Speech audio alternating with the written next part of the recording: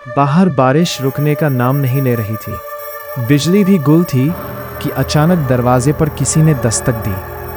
गगन, जो गहरी नींद में सोया था, अचानक उठकर बैठ गया। तब उसने घड़ी की ओर देखा तो रात के 2 बज रहे थे। अब दरवाजे की दस्तक की आवाज़ और तेज होने लगी थी। गगन थोड़ा डर गया, लेकिन उसने अपना साहस बांधा और अपने बिस्तर से उतरकर दरवाजे की ओर मुड़ गया। वो जैसे ही दरवाजे को खोलने लगा, अचानक दस्तक होना बंद हो गई। उसने फिर भी दरवाज़ा खोला, पर घने अंधेरे के सिवा उसको कुछ न दिखाई पड़ा। लगातार बारिश हो रही थी, तो गगन को लगा शायद कोई मुसाफिर होगा। रात को ठहरने के लिए ठिकाना चाहिए होगा। मेरे देर से दरवाज़ा खोलने की वजह से वो चला गया होगा। फिर वो अपने कमरे की ओर बढ़ा और बिस्तर पर जाकर सोने लग गया। सुबह वो अपनी माँ की बड़बड़ाहट से उठा। वो चाय का कप लेकर उसके पास खड़ी थी। वो बोली, उठ गगन, समय देखा तुमने? ऑफिस नहीं जाना क्या? कब से उठा रही हूँ? उठ अब और चाय पीकर नहा धो ले। गगन उठा तो समय देखकर हैरान था। सुबह के 9 बज रहे थे। वो आज काफी देर तक सोया था। वो आज तक इतनी देरी तक सोया नहीं था, लेकिन आज अचानक कैसे? वो ये सब सोच ही रहा था, तभी उसका मोबाइल बजा। उसके ऑफिस से फोन था।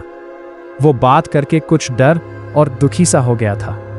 उसे जल्दी से ऑफिस पहुंचने के लिए बोला गया। वो नहा धोकर निकलने गया। तभी उसकी माँ ने बोला, बेटा नाश्ता तो करता जा। गगन थोड़ा डरा हुआ और जल्दी में था। उसने कहा, माँ ऑफिस में ही कुछ खा लूँगा। उसकी माँ भी हैरान थी, इसलिए क्योंकि गगन कभी नाश्ते को किए बिना घर से निकलता नहीं था। ये अब उसकी आदत बन चुकी थी। इसलिए गगन ने अपनी कार स्टार्ट की और ऑफिस की ओर चल दिया। ऑफिस पहुंचते ही उसे उसका दोस्त रेहान मिला। वो बहुत दुखी और उदास दिख रहा था। गगन ने कुछ पूछना चाहा, लेकिन पूछ नहीं पाया। ऑफिस का दरवाज़ा खोलते ही उसे सुनने के लिए मिला कि मदन अब इस दुनिया में नहीं रहा। वो हैरान हो गया। ऑफिस में तो मातम सा छा गया था। रेहान, ये सब कैसे हुआ? गगन ने पूछा। रेहान बोला, यार कुछ समझ नहीं आया कि माजरा क्या है।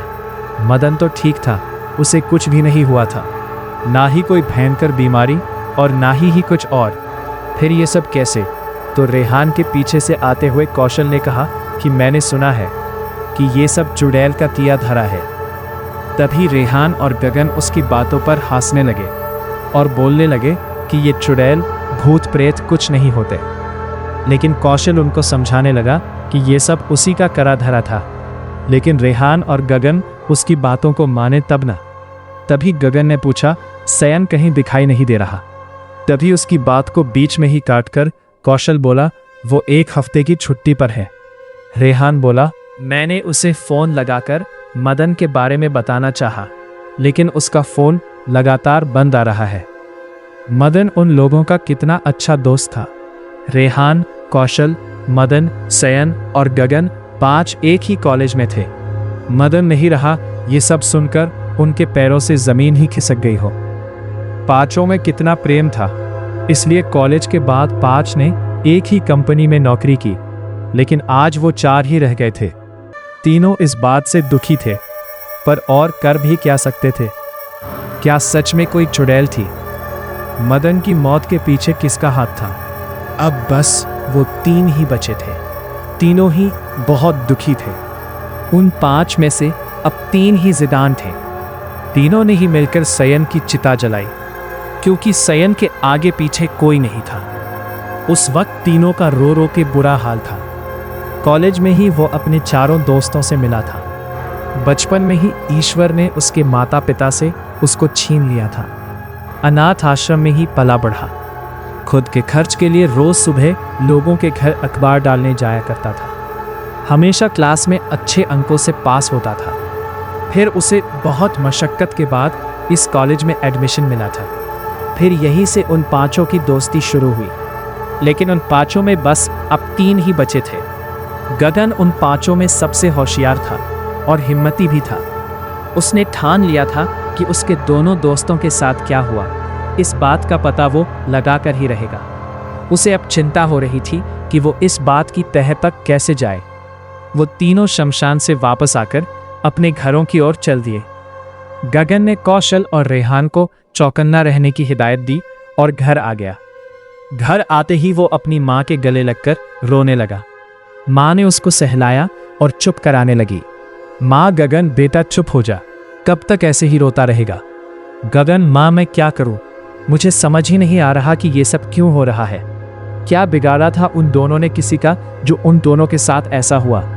माँ ने कहा, बेटा ईश्वर के आगे किसी की नहीं चलती। वो क्या चाहता है, आगे क्या होगा कोई नहीं जानता। लेकिन माँ, उन दोनों के साथ जिस किसी ने भी ये किया होगा, मैं उसे छोड़ूंगी नहीं। चल बेटा, अब बस कर रोना। तू मुंह हाथ धो ले, मैं तेरे लिए कुछ खाने के लिए लाती हूँ। नहीं माँ, मुझे कुछ नहीं खाना। कुछ तो खा ले, तूने कब से कुछ नहीं खाया। मैं चाय बना देती हूँ, वही पी ले।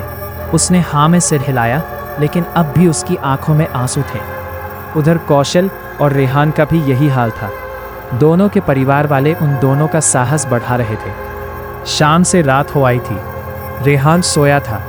अचानक वो उठकर बैठ गया था। पसीने से थर थर कांप रहा था वो। इतना भयानक सपना उसने आज तक नहीं देखा था। उसने देखा कि कौशल जंगलों में पागलों की तरह दौड़ रहा था और बचाओ बचाओ चिल्लाए जा रहा था, और एक भयानक चुड़ैल उसके पीछे थी। खुले बाल, लंबे नाखून, कपड़े खून से सने हुए, और जोर जोर से हंसे जा रही थी। किसी को भी नहीं छोड़ूंगी, बार बार यही चिल्लाए जा रही थी। उसने कौशल को उठाया और गले से पकड़ लिया। उसके नाखून कौशल के गले में धंस गए। खून की फव्वारे बह निकले। कौशल के प्राण उसकी आंखों में अटक गए और उसने कौशल की गर्दन उसके धड़ से अलग कर दी। बहुत ही भयंकर नजारा था वो। ये सब देखकर रेहान की नींद खुल गई। उसमें समय देखा तो रात के 2 बज रहे थे। वो इस सपने को देखकर बहुत डर गया था। उसने झट से कौशल को फोन किया तो फोन लगातार बंद आ रहा था। उसने गगन को फोन किया तो उसका फोन भी बंद आ रहा था। उसने कितनी बार फोन किया, लेकिन निराशा ही हाथ लगी। तो उसने सोचा कि क्यों ना मैं कौशल के घर हो आऊं। उसने अपने कार की चाबी उठाई और चल पड़ा।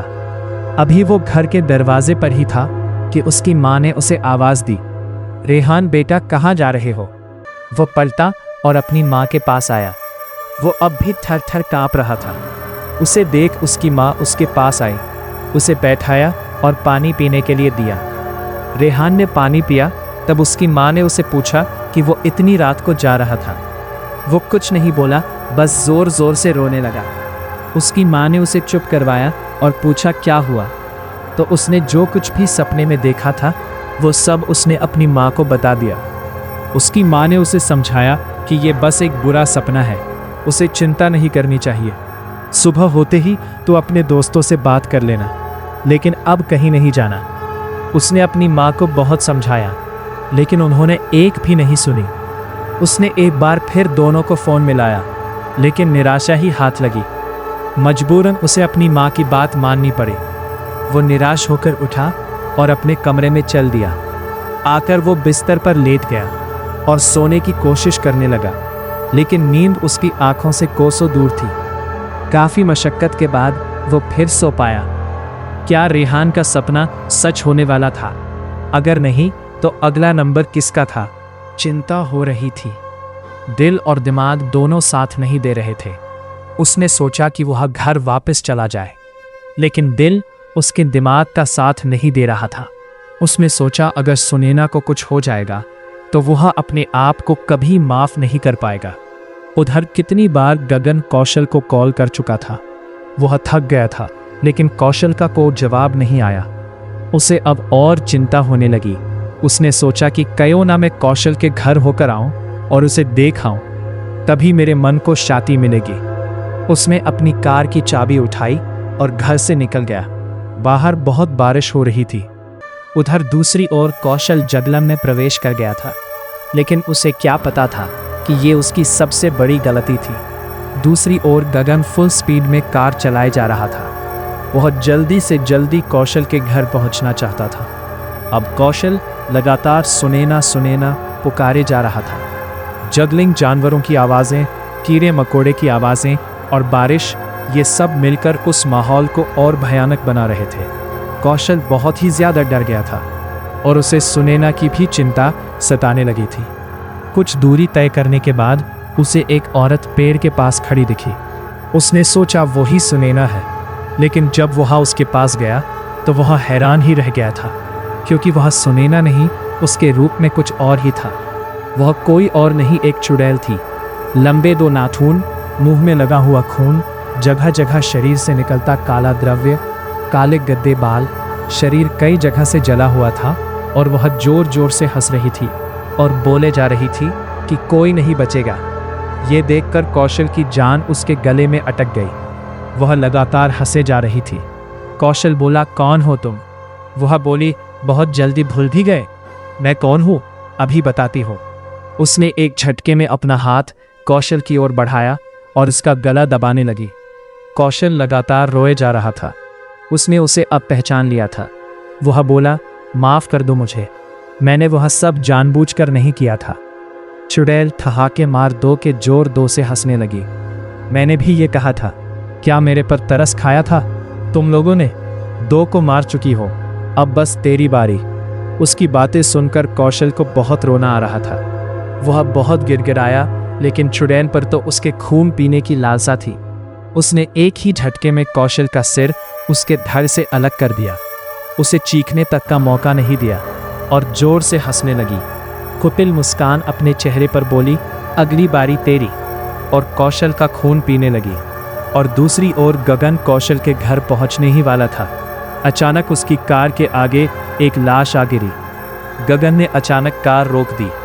उसे लगा कि शायद उससे किसी का एक्सीडेंट हो गया है। वह उस शख्स को देखने के लिए जैसे ही बाहर निकला तो उसने जो देखा उसे देखकर वह बेहोश होते होते बचा।